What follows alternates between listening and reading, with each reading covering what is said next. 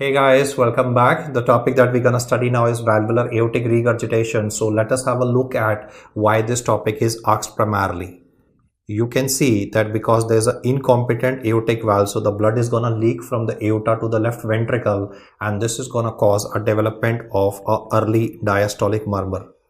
But when the blood rushes back into the chamber of the left ventricle, it will also go and strike against the mitral valve. If I just zoom in the image, you will notice that it is going to strike the anterior leaflet of the mitral valve and can set up vibrations in the anterior leaflet of the mitral valve. These vibrations which are set up here will result in development of a second murmur, which is called as a mid-diastolic murmur. And the technical name for this mid-diastolic murmur is what is called as Austin-Flint murmur. This is one of the primary reasons why this topic is asked in the exam. So I have handled the problem right away. I'll be drawing the line diagram for the murmur subsequently, but I mainly want you to remember that the problem is in the aortic valve. Agreed, but the vibrations are being set up in the mitral valve, and that's the point that he wants you to remember, that in Austin-Flint, it is the mitral valve leaflet, mainly the anterior mitral valve leaflet, that is involved, and it's the vibrations that are responsible for it. Now let's look at why the disease would be developing. So we will focus on the causes, and the first cause to be remembered would be a bicuspid aortic valve. When I say that, the query from a lot of young doctors is that you said the same thing for valvular aortic stenosis also. The logic is that if the door will not open properly, it will also not close properly. So bicuspid aortic valve can not only contribute to a stenotic lesion, but it can contribute to regurgitation as well. Cause number 2 is so dangerous that if, God forbid, it develops in a patient, it can contribute to death in the next 24 hours. I'm going to give you a worst case scenario. The patient of mine has developed an acute bacterial endocarditis involving the aortic valve. The large volume of blood that's going to leak from the aorta to the left ventricle will overwhelm the left ventricle, contributing to acute decompensated congestive heart failure. The pulmonary edema is going to be severe, and in spite of our best efforts, if urgent surgery is not done in acute aortic regurgitation, most patients do not survive beyond 24 hours in spite of the medication and the best medical support that we can provide to them. And what did this infective endocarditis cause? It caused a perforation in one of the valve cusps. So therefore, this cusp would be incompetent. It will not be able to do its job. The blood from the aorta will leak back into the LV and will overwhelm the left ventricle. Cause number 3 is more from the Indian perspective, rheumatic heart disease. You very well know that isolated aortic valve involvements are not same with rheumatic. It's mainly gonna coexist with a mitral valve involvement. Therefore, the query that comes to me most of the time is that rheumatic heart disease contributes to stenotic lesions. Then how is it gonna contribute to aortic regurgitation? See, the logic is initially there will definitely be thickening of the cusps of the valves, but subsequently there will also be fibrosis. This fibrosis will contribute to shortening of the valve cusps. Now, if you read the statement carefully, when I say shortening of the valve cusps per se, so their coaptation will not be proper. I mean, if they're shorter, there will definitely be a gap present between which blood can leak. Cause number 4 will be myxomatous degeneration of the valve. The last time I used this terminology before you, myxomatous degeneration of the valve, was for mitral valve prolapse. So just like MVP can occur due to myxomatous degeneration, even aortic regurgitation can occur. From the exam perspective, point number 5 and point number 6 are of paramount importance. I agree that syphilis has now become rare. Cardiovascular syphilis will also be rare. But per se, due to historical reasons, they want to see that are you aware that syphilis can not only cause damage to the thoracic aorta, it can not only contribute to a aortic aneurysm in the thoracic aorta, but it can even cause involvement to the root of the aorta. It can even cause scarring of the aortic valve, and because of the scarring, it has become incompetent, because of which the blood can leak. Cause number 6 is ankylosing spondylitis. The patient would be HLA-B27 positive and will be having sacroiliitis with classical radiological findings, subsequently a bamboo spine. This person will later on also develop costochondritis and costochondral stiffness. So the message is that the orthopedic aspects of ankylosing spondylitis are well read by us. So he will deliberately ask you the cardiovascular association of ankylosing spondylitis, and that's going to be the topic that we're studying. So do remember the statement: cardiovascular association of ankylosing spondylitis is aortic regurgitation. For point number 7, 8, 9, 10 that I'll discuss with you, the problem is not in the valve cusps. The problem is not in the chordate tendineae. The problem is with respect to the aortic root per se. There is a aortic root dilatation that is occurring, and because of this there will be a dilatation of the annulus. So per se there is no shortening of the cusp. It is the annulus getting dilated which is contributing to aortic regurgitation. So let's have reasons for it. One of the important reasons would be simply inflammation in the root of the aorta, aortitis. So he can ask you what is the reason behind development of this aortitis. Then your answer would be Takayasu. You see, Takayasu can not only contribute to involvement of the left subclavian artery and can cause unequal BP between left and right arm. It can even cause renal artery stenosis. It can even cause aortitis as well, and subsequently aortic regurgitation. Point number 8 is easier to understand: aortic dissection. You see, aortic dissection can travel in a retrograde direction, so it can contribute to, if it will travel antegradely, it will definitely involve the arch of the aorta. It will involve even the internal carotid artery. Neurological manifestations will start happening. But if the tear will extend retrogradely, no big deal, that it can contribute to not only a coronary artery dissection, but it can even contribute to aortic root dilatation and aortic regurgitation as well.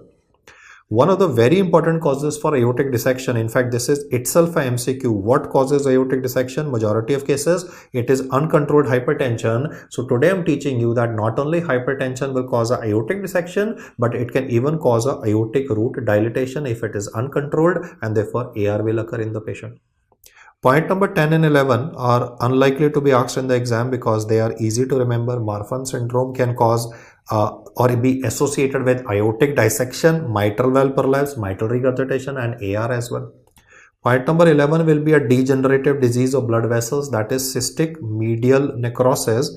So out of these 11 causes, though all of them are important obviously, but 5 and 6 definitely I would like you to remember. And once we have remembered the causes here, then our objective would be to discuss two important definitions. First and foremost would be, what would be the echocardiographic criteria to identify severe aortic regurgitation? Because whenever they ask you a valvular disease per se, they always love to ask about the severity of the disease. So the first important feature will be that there is a substantial amount of blood leaking back from the left into the left ventricle from the aorta.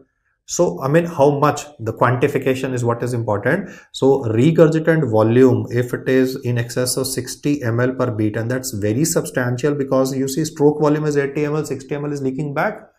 The same definition is what I have also described for severity of mitral regurgitation as well. Instead of saying regurgitant volume and the mathematical value, he can say regurgitant fraction. So just remember, more than 50% out of 80 ml blood that went out of the heart, 40 ml has come back into the heart. The third point that I'll write is very peculiar because you don't read it on a regular basis. Diastolic flow reversal. Now, the word diastolic flow reversal you can read multiple times, but diastolic flow reversal in the descending part of thoracic aorta. You see, in aortic regurgitation, there is a to and fro movement of the blood. Blood goes in forward direction because of the incompetent valve or aortic root dilatation. Some leaks back also. So I said, because the blood is going back into the heart, which does not happen in you and me, there is a diastolic flow reversal in descending thoracic aorta, and this event cannot occur in a normal individual. For progressive aortic regurgitation, the first feature to be remembered would be that the ejection fraction of the heart will be reduced. Normal is definitely 65% or more. This is less than 50%. Then would be left ventricular end systolic dimension and left ventricle end diastolic dimension. Mark my words there. I did not say end systolic volume. I did not say end diastolic volume. I said end systolic dimension and end diastolic dimension. The values here are more than 50 mm and more than 65 mm. Now, what is the importance of this is, the importance is that diastolic dimension is much more than the systolic dimension. Why? Because the blood is leaking back into the left ventricular cavity from the aorta. So you don't need to remember these mathematical values. The simple point I'm trying to highlight is the chamber of the left ventricle is dilated. Now comes two aspects. If it's gonna be acute, if it's gonna happen very fast, then the left ventricle has absolutely no chances. The left ventricle will decompensate, patient will go into ADCHF.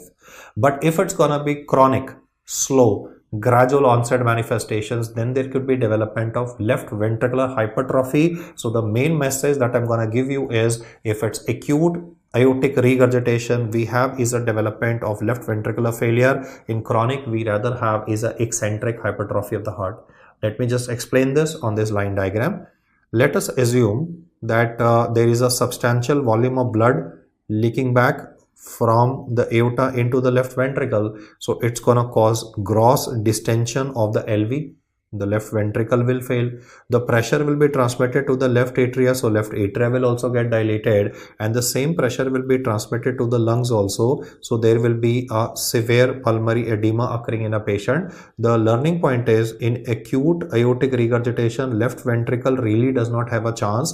The person goes into acute decompensated congestive heart failure. But if I reduce the magnitude of blood, so see what I'm doing here is, let us assume only 2 ml, 3 ml, 4 ml, 5 ml, little amount of blood is leaking back into the heart due to any of the reasons that we have discussed. If the amount of blood that will come back here will be relatively lesser, it is going to contribute to stretching of the wall of the left ventricle. The stretching of the wall of the left ventricle will then cause an increase in the force of contraction of the left ventricle. Guys, what I'm teaching you here is a law of physiology. In the first diagram that I drew before you, there was no physiology that was operating because everything happened very fast. But if less amount of blood will leak back in, Frank-Starling law can definitely come into the picture. And you very well know meaning of the word Frank-Starling law is that if you stretch the myocardium, it responds by contracting more forcefully. So whatever extra volume of blood came in, it could be 1 ml, it could be 2, it could be 5 ml, but because it will add power, therefore when you're gonna check out the pulse of this patient, you will notice a fast rising pulse. In aortic stenosis, I have described a slow rising pulse, pulsus parvus attardus. I have described the word anacrotic pulse, but here I am saying fast rise thanks to the increased power which is coming in with this little amount of blood that is leaking back into the heart. But after that, you will notice a fast fall also. Why? Because there is incompetence of the valve. So you are having two features, the fast rise due to Frank-Starling law, fast fall due to incompetence. I repeat again, fast rise due to Frank-Starling law, fast fall because of the incompetence of the valve, and therefore you always get this characteristic feature that is Corrigan's pulse, or is also called as water hammer pulse, or is also called as a collapsing pulse. This is a feature that you encounter in the chronic format of aortic regurgitation. Another problem that will occur in this person will be that because the blood is leaking back into the heart, especially with respect to the left ventricle, everything that I'm talking at the moment is with respect to the left ventricle. Therefore, preload of the left ventricle of this patient will be increased. I have put plus signs to here say because there is going to be more blood coming into the heart. So therefore preload of the left ventricle is definitely more, and because the peripheral perfusion will also be hampered because blood is going back into the heart. So there will be peripheral vasoconstriction in these patients, which will explain the afterload will also be increased. I repeat the statement, why afterload is increased? Because blood went back into the heart, no? So ultimate peripheral perfusion is hampered. So the RAS system kicks in and afterload gets increased. And if both preload and afterload of any chamber of the heart is increased, it will dramatically increase the oxygen requirement of the heart, and this explains why chest pain is present even in aortic regurgitation. We get chest pain in aortic stenosis, understandable, because there is a concentric hypertrophy of the heart. The demand of the heart is more, supply is normal, so mismatch between demand and supply, you get chest pain. But here it is increased oxygen requirement of the chamber of the heart. Or if you find this complicated to remember, let me simplify by saying that coronary blood flow is maximum during diastole.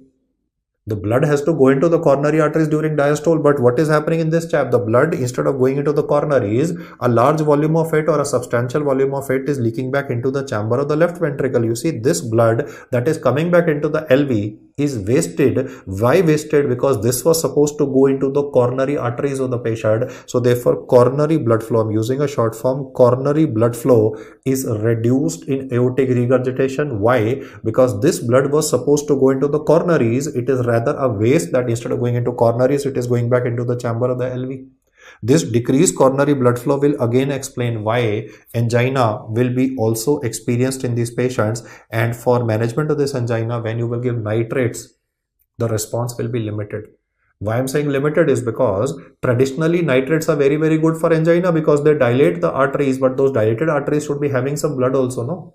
Here the blood is rather being diverted back into the ventricular chamber, so therefore the nitrates will they will definitely be used, but the response that we get with nitrates, normally we get a very excellent response to chest pain when you give a nitrate infusion. In this particular case will be limited. So though that's more of a clinical feature, but I've just highlighted the fact here that angina can be seen in these patients. The simple way to remember is reduced coronary blood flow, and if the coronary blood flow is itself lesser, then nitrates will have a limited response in the medical management of these patients.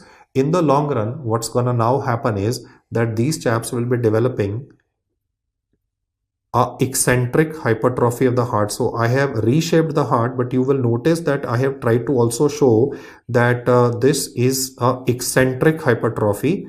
What is the difference between concentric and eccentric is that in concentric hypertrophy, the cavity of the ventricle remains same dimension. It is muscles that increase.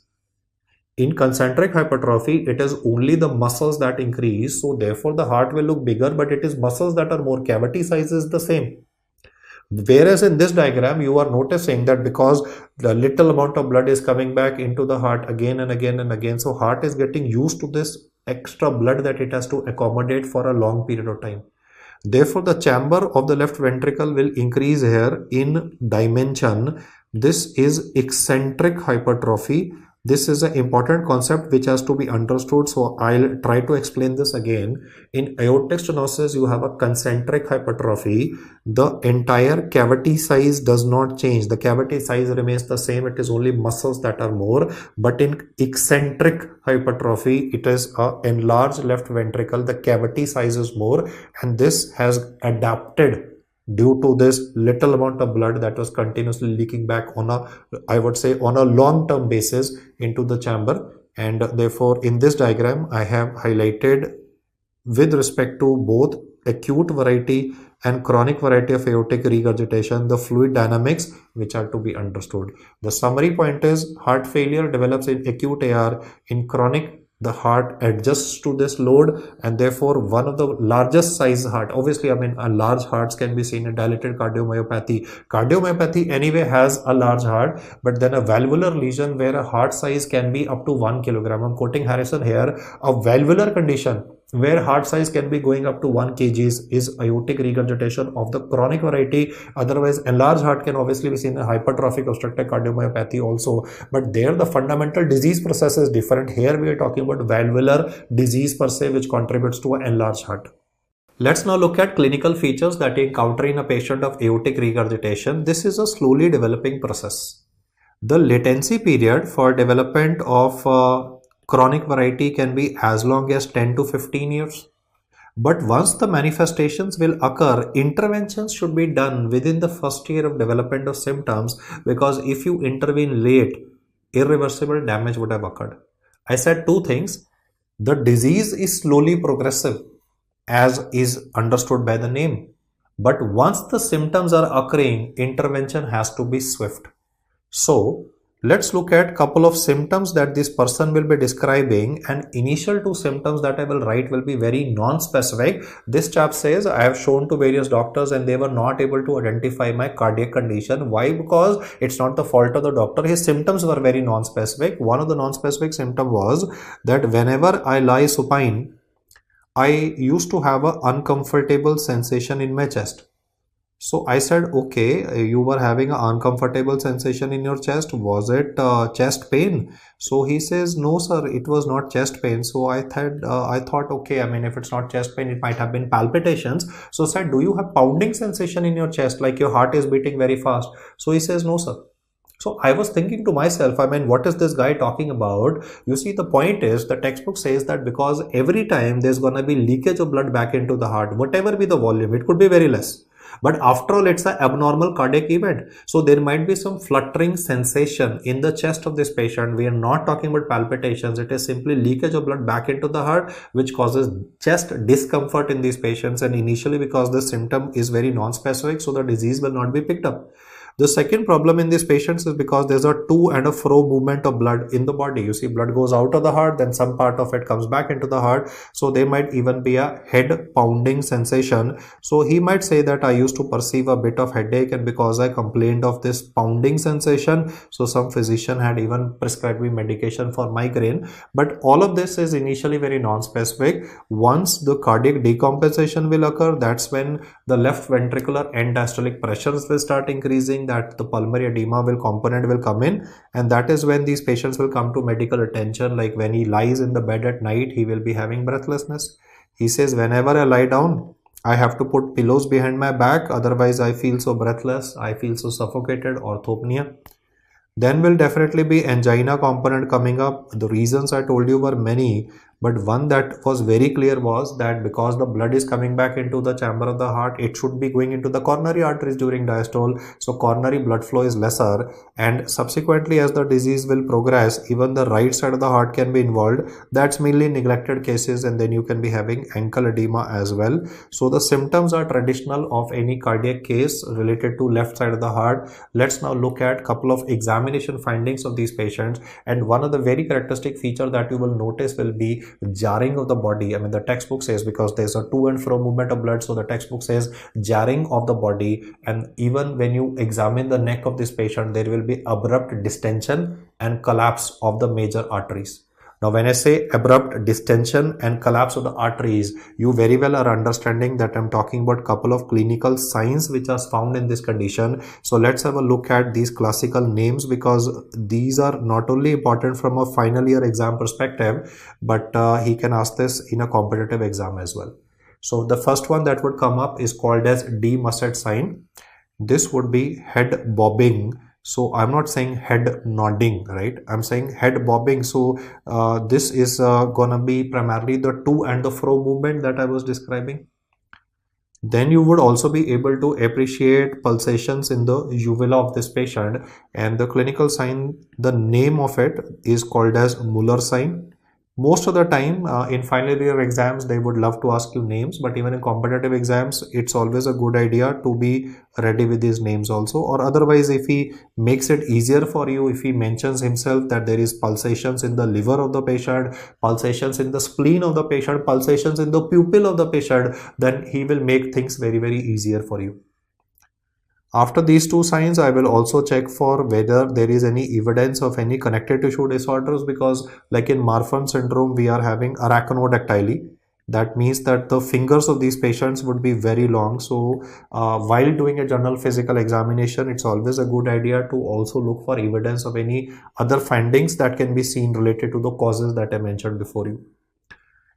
If the person is suffering from ankylosing spondylitis, HLA-B27 positive condition, then I will simply ask him to bend forward and touch his knees. Because of the sacroiliitis component, these patients will have difficulty in bending forward. The test that I'll be doing by putting markings on the back of this patient is called as modified Schober's test. I have described this test in a description of ankylosing spondylitis in rheumatology. Subsequently, you would have also read about it in orthopedics as well. So please refer to the rheumatology section for this one in the lecture of ankylosing spondylitis per se. For the fifth manifestation of this patient, we are going to evaluate the Corrigan's pulse in the patient. The alternative name is water hammer pulse. and also referred to as a collapsing pulse. Now I have already written the word collapsing pulse, so this time I thought I'll write the word Corrigan, because water hammer and collapsing are easy to pick up, so I used an alternative term. This is a fast rising, fast falling pulse. What I'm simply gonna do here is, though this is obviously not a practical class, I will be first obliterating the radial artery of the patient, and after obliterating the radial artery, I will be elevating the arm of the patient. So there are two things that we are doing, and I'll just zoom into the image to explain this also. First, you try to obliterate the radial artery. You will obviously ask the patient, is there any problem with your shoulder joint? He will obviously say, because let me say he's a young person, he says no problem with my shoulder joint, no pain, so I am gonna suddenly elevate the arm.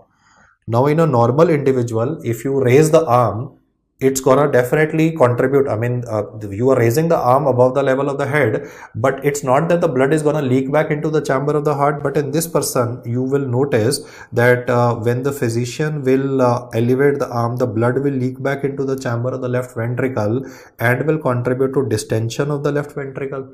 Distension of the left ventricle will contribute to the heart to operate on Frank-Starling law, and therefore it will contract with more force. The subsequent contraction will be more forceful, so therefore the pulse will definitely be appreciated, though initially you had obliterated the pulse, but you will be able to feel that pulse. Why? Because there is an operation of a Frank-Starling law in this case, because the blood is leaking back into the chamber of the LV, which is not gonna happen in a normal individual. So the message is that the next impulse that comes in this case, the initial impulse that you were able to feel was obliterated by the force of your fingers, but the next impulse will definitely be forceful. This is Corrigan's pulse. It is also called as a fast rising and a fast falling pulse.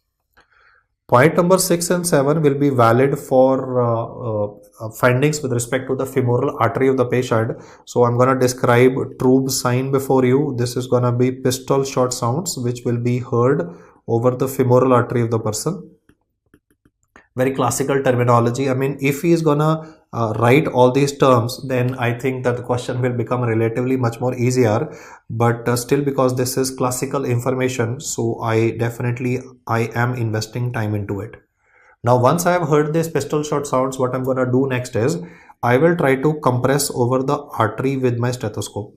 You see, anyway, there's to and fro movement of blood occurring in this person, and moreover, I am trying to compress the femoral artery of this patient with my stethoscope. This is definitely going to contribute to development of a murmur, and this murmur that I'm able to appreciate over the femoral artery of the patient is what is called as Durozius sign. I'll just put in the data here. Durozius sign would be compression over the femoral artery with your stethoscope, because of which you are able to appreciate a murmur.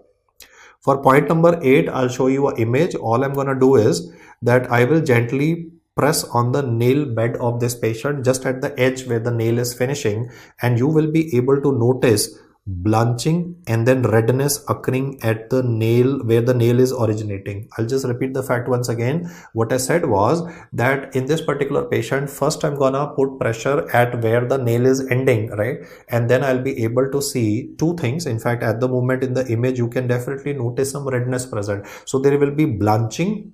That area will become white and then it will become red. So blanching at the nail bed followed by redness that would be present, and this is what is technically called as Quincke's sign.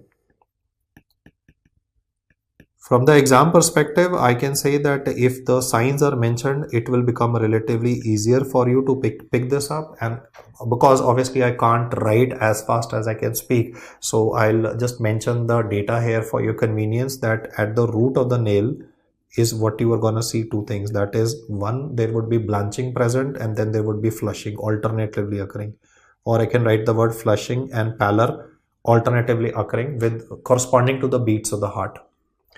Point number 9, however, is very interesting. So from point number 1 to 8, the pulsations part is easier to pick up, but for 9, definitely if you're noting down, leave a line here and listen to my inputs here. In valvular aortic regurgitation, what happens is that the systolic blood pressure of the patient is definitely increased. The reason why the systolic blood pressure is increased is because the stroke volume of the heart is increased thanks to the Frank-Starling law that I was explaining to you. The diastolic blood pressure of the patient is, however, on the lower side. Why diastolic blood pressure is lesser is because the blood is leaking back into the heart, so the aortic recoil will be lesser. I repeat the fact once again. Reason for increase of systolic blood pressure, increase of stroke volume thanks to Frank-Starling law. Aortic recoil is lesser because less blood is going into the aorta, majority part went back into the heart of the person. So therefore, the pulse pressure will definitely be increased. In fact, when you will record the blood pressure of these patients, it's a possibility that systolic blood pressure might be 160 and diastolic blood pressure will be 0. It is not that the diastolic blood pressure is 0. It might be that the Korotkov sounds in these patients might be perceived right till the very end. When you check the blood pressure of a normal person, you notice the fact that when Korotkov sounds will disappear, that's when the diastolic blood pressure is present. But in this particular case, the Korotkov sounds would be present right till the end because of the abnormal hemodynamics. So therefore, whenever you are recording diastolic blood pressure of a aortic regurgitation patient, do not wait for the Korotkov sounds to disappear. Rather, check out when they have become muffled. Important point I said, do not wait for the Korotkov sounds to disappear. Just wait for them to become muffled. That's phase 4 of Korotkov sounds, and that is the diastolic blood pressure of these patients. Though if it's going to come right till the end, I can even write a value of 0, but this is not a true value. But in the exam, you can say in which condition can you be having a diastolic blood pressure to be perceived as 0. It's not 0. Diastolic blood pressure to be perceived as 0. So conditions where this can be happening can be arteriovenous malformation, if a person is having an arteriovenous fistula, or the current condition valvular aortic regurgitation. The next point is again more important from the blood pressure perspective. If I check the blood pressure of you and me at the moment, I'm talking about normal at the moment. If I check blood pressure of you and me in the upper limb, the blood pressure will be something in the range of about 120/80 or lesser. In the lower limb, because of gravity, the way I am sitting on a chair at the moment, if you are going to record my BP in my legs by putting the BP cuff in the middle of my thigh, hear the Korotkov sounds over my popliteal artery, due to gravity, the systolic blood pressure will be relatively more. So one, I have said for a normal individual, the difference between the upper limb and the lower limb blood pressure is less than 20 millimeter of mercury.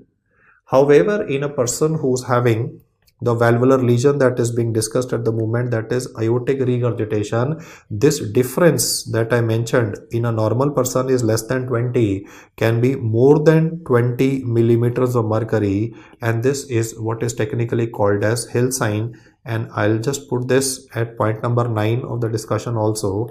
Hill sign basically means that there is an exaggeration of a normal physiological difference in the BP in the upper limb and the lower limb. In a normal person like you and me, the BP in the legs is more. The way I am sitting, if I'm lying, then this is not valid. The way I'm sitting on a chair at the moment, the effect of gravity would come in, so the systolic blood pressure in the legs is higher. This difference of 20 in a normal person is exaggerated in patients of aortic regurgitation, so we get a Hill sign. Now, before we proceed forwards, I'll draw another line diagram before you. This is not related to aortic regurgitation, but is related to a condition by the name of coarctation of aorta. See what happens. There is a narrowing at the starting point of the descending aorta of the patient. This is the subclavian artery subsequently. Because less blood will go to the legs. When I check the BP of this particular person in the lower limb, the BP will be turning out to be lesser. Remember what I was teaching you for you and me, it is going to be elevated, but in this chap, with coarctation of aorta, because there's a physical narrowing, the lower limb BP will be less. Let's look at what will happen to the BP in the upper limb of the patient. The formula for blood pressure is cardiac output multiplied by peripheral resistance. So if the peripheral resistance will increase, the blood pressure will also increase. So you can notice that in the diagram that I've drawn before you at the moment, the findings are totally changed. In a normal human being, BP is more in the legs, but in this particular chap, BP is more in the upper limb. This is itself a question. Reversed situation, BP more in the upper limb as compared to lower limb is seen in coarctation of aorta. But if it is gonna be exaggeration, this is opposite of what happens physiologically. But if you're gonna be having an exaggeration of physiology, that's what I highlighted here, difference more than 20, then this would be a valvular aortic regurgitation in a patient. So these are a couple of important features that you need to remember. Subsequent findings that I'll explain to you will be from the cardiovascular perspective. I'm gonna have a look at the apex beat of this patient and then auscultate him also. The apex beat will be heaving in character primarily because of the left ventricular hypertrophy, but that is of the eccentric variety. The apex beat will also be displaced. Normal apex beat is 2 cm medial to the mid-clavicular line in this case because the heart is becoming relatively bigger. So apex beat might be even in the 6th intercostal space. Because of the turbulence in the heart, you might even be able to appreciate a thrill. Like in aortic stenosis, I have mentioned a thrill which will radiate to the carotids. Here the thrill will be mainly appreciated at the left lower sternal border, and this thrill will be appreciated in the phase of diastole because after all aortic regurgitation is a diastolic phenomenon. But the next statement is important and must be listened with care. When the blood will come back into the heart, the subsequent contraction will also be with more force. So there is a possibility that in the suprasternal notch of the patient, earlier I was talking about a thrill that you are gonna be perceiving at the left lower sternal border. But now I'm saying that when the left ventricle will contract with force, even that is gonna contribute to development of turbulence and a thrill. This thrill can be perceived in the suprasternal notch of the patient and will be a systolic thrill. Why this is important from the exam perspective is because we all know that aortic regurgitation operates in diastole, and in an MCQ when you will write systolic thrill, we will think it is wrong. But you need to understand, because we are talking about chronic variety, the problem is in diastole, agreed, but then Frank-Starling law and the other allied aspects that I've highlighted before you, the eccentric hypertrophy that I've highlighted before you, makes it easier to understand that during the contraction phase also a systolic thrill can be appreciated in these patients. When it comes to the second heart sound, the A2 component will be very soft because there is leakage of blood, so the turbulence that is occurring is primarily because of the murmur. The aortic valve closure will however be of lesser intensity. You might be able to hear an ejection click.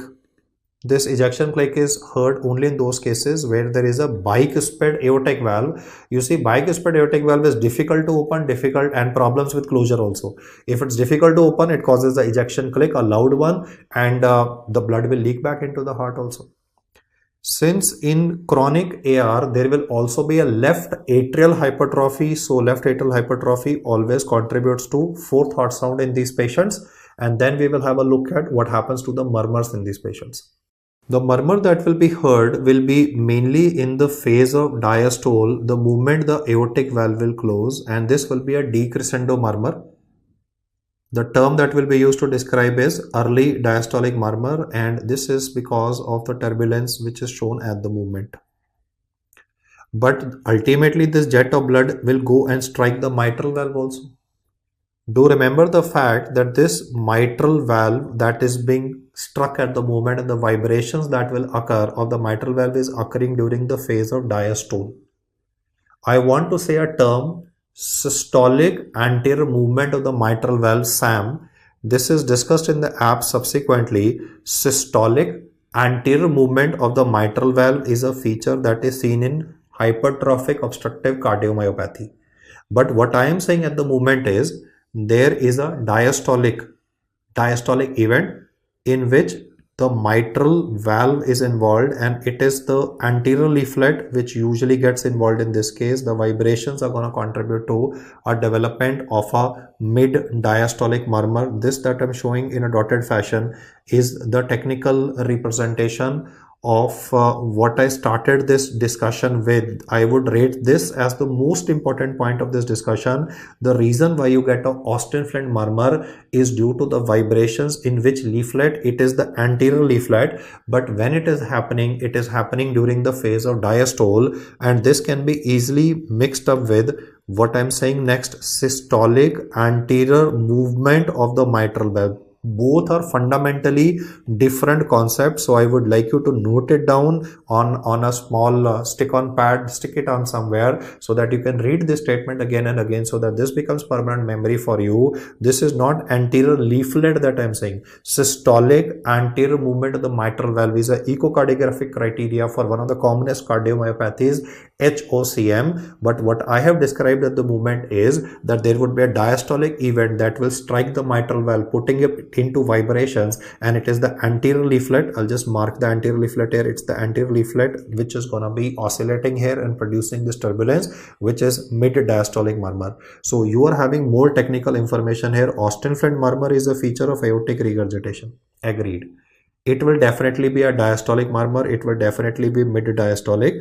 But what is producing it? It is not the leakage of blood across the aortic valve. The topic we are studying is aortic valve disease, right? But the current problem is not the originating from the leakage of blood across the aortic valve. The problem is occurring because of the vibrations in the anterior leaflet of the mitral valve. So that's the core information to be understood. Next information that is safe for this murmur aspect is to be listened with lot of care. Though I have given you the concept already, but lot of guys listen to this casually and end up messing in the MCQ. I said blood will leak back in the heart. There is the eccentric hypertrophy also. So the heart will contract with more force thanks to Frank-Starling law. When heart will contract with more force, it may even contribute to ejection systolic murmur. You see, ejection systolic murmur is what I had described in the topic of aortic stenosis, but at the moment, even in aortic regurgitation of the chronic variety, you might be having is a ejection systolic murmur. I repeat my fact. Ejection systolic murmur, aortic stenosis, no issues. Everybody understands. Turbulence because blood is going out of the heart. Here, what is happening is the eccentric hypertrophy of the heart and the Frank-Starling law is responsible for this turbulence. So don't be shocked if they talk about systolic murmurs in a case of aortic regurgitation. I agree. Traditionally, we have early diastolic and mid diastolic murmur. Reasons explained. Early diastolic is because of the blood leaking across the aortic valve. Austin Flint is due to vibrations in the mitral valve, and the subsequent part when the heart will contract, extra blood present, Frank-Starling law coming in, eccentric hypertrophy explains the ejection systolic murmur. If you get this slide right, what I have explained at the moment, you are done with this topic in a sense that most of the time in the exam, they just want to see that you understand the hemodynamics of operation of chronic variety of aortic regurgitation. Now I will mention some more clinical signs before you. I had mentioned 11 till now. So there are 3 more which are to be remembered from the exam perspective. Very classical names because after all there's going to be turbulence everywhere. I said the whole body of the patient is jarring. So there could even be pulsations in the spleen. And the person who described it first time in his honor, I mean this is what is called as Gerhardt sign.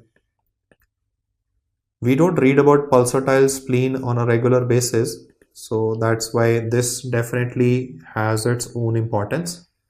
As far as pulsatile liver is concerned, you will notice that in this app, I have spoken about pulsatile liver for tricuspid stenosis, tricuspid regurgitation, and the current topic, aortic regurgitation. The technical aspects of pulsatile liver of TS and TR are discussed in the respective segment. So I would like you to focus it there. And this is what is called as Rosenbach sign. Rosenbach sign is seen in Graves' disease also. So I will explain to you when you read the word Rosenbach in Graves, but at the moment for aortic regurgitation, it's a pulsatile liver. And then I had mentioned, if you were listening to me carefully, the word pulsations in the pupil. I mean, I'm not talking about hippus that you see with aconite poisoning. I'm talking about pulsations in the pupil, and this is what is called as Landolfi sign. So classical names coming up here. I mean, after all, since we are discussing them, so it's always a good idea to at least try and remember them once. I'll be also mentioning a couple of other allied terms since I mentioned about troop sign with respect to pistol shot sounds. I'm also mentioning regarding troop space that you read in GI in a per abdominal examination. This is related to the spleen. I mean, whenever we have a spleen enlargement, the troop space will change its resonant note. And then we also have is a Rosenbach sign with Graves' disease. This I think you guys can comment here also. Because you do read about this in endocrinology, and this would be eyelid tremor. So two facts to be remembered. I'll repeat them for record purposes. Rosenbach sign in aortic regurgitation is pulsations of the liver, but Rosenbach in Graves would be eyelid tremors perceived in the patient. That's primarily because of sympathomimetic stimulation related to excess of T3 and T4. We shall now be talking regarding workup of these patients of aortic regurgitation. The first investigation would be a ECG, and this will be showing left axis deviation as well as evidence of left ventricular enlargement. The diagnostic criteria for left ventricular enlargement would be that the depth of the S wave in V1 and the height of the R wave either in V5 or in V6 should be more than 35 millimeter. Though for chamber enlargement, it is also recommended that we should do a echocardiography. If I will be doing a chest x-ray in this person, then not only the cardiothoracic ratio will be increased, there would be a cardiomegaly, the CT ratio will be more than 0.5, but the left ventricular apex will always be having a inferolateral displacement. Whenever right ventricle becomes bigger, we have a superior displacement of the apex. Whenever left ventricle is large, it is an inferolateral displacement. And to confirm the diagnosis, I'll be anyway doing an echocardiography. I have already told you the echocardiographic criteria of severe aortic regurgitation, where I told you that the volume of blood that could be leaking back could be as much as 60 ml per beat, or it could be a fraction also described. The regurgitant fraction could be more than 50%. Once we have identified the condition, we will look at what are the steps to be taken for management of these patients. So we will first talk about how would I manage a patient of acute decompensated congestive heart failure due to the acute variety of aortic regurgitation. So I will be putting this patient on loop diuretics, that is IV furosemide, and I will also try to reduce the preload of the heart as well as the afterload by starting the patient on sodium nitroprusside. Traditionally, we read about sodium nitroprusside for hypertensive crisis. At the moment, I'm speaking about sodium nitroprusside, which is a very good vasodilator. So it will improve the functioning of the heart. It will reduce the load on the heart.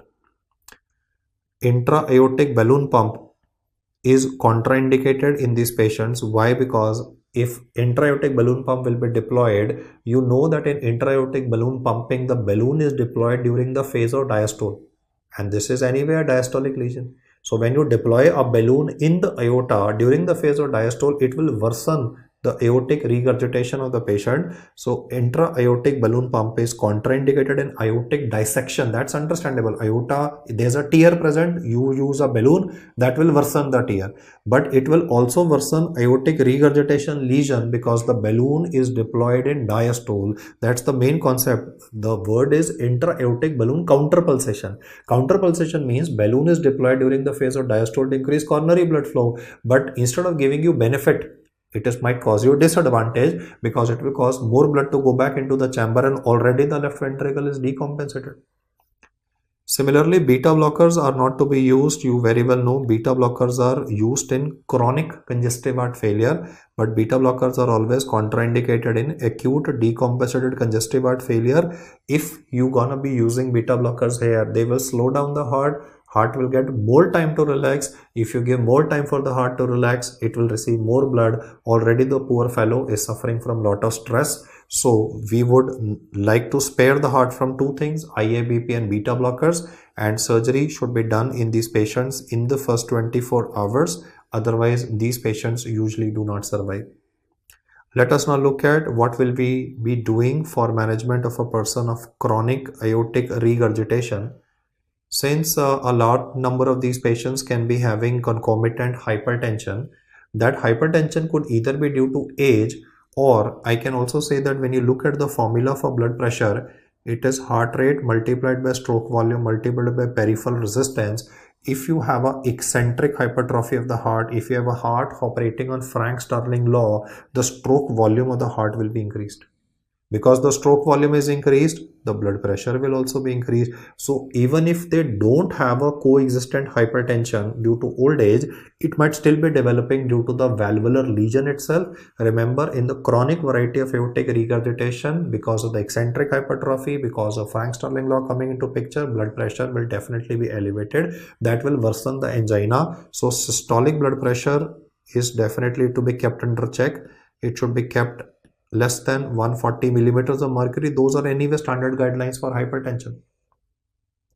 For management of the chest pain of these patients, definitely nitrates are the weapon that you have, though I have explained to you already that nitrates may not be very beneficial. The word is very beneficial. That means at least some benefit will be there, but considering the kind of response that you get in chronic stable angina, the dramatic change in the appearance of the patient will not be seen in this case. Then he can quiz you regarding treatment of cardiovascular syphilis. In fact, this is itself a question. Cardiovascular syphilis, you will be using penicillin, that is 2.4 million units.